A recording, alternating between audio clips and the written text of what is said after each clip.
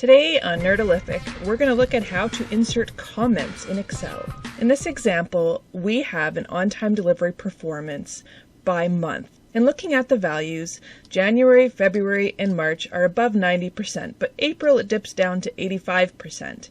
If you wanted to insert a comment to explain this, well, I'll show you how. So there's two ways of doing this. The easiest way is to right-click on that cell and select New Comment. Now, of course, it's going to put in your name, and you can type in your explanation.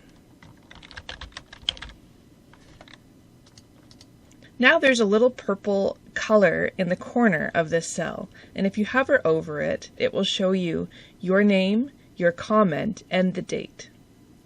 Now you could also insert a little bit more detail by inserting a note instead of a comment. So if you right-click and go, we'll just delete this comment, and right-click and New Note.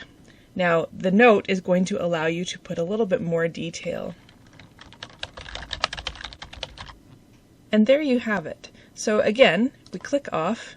Now there is a little red triangle in the corner telling you that there's a note there, and if you hover over it, it will tell you exactly what the note is and who put it there.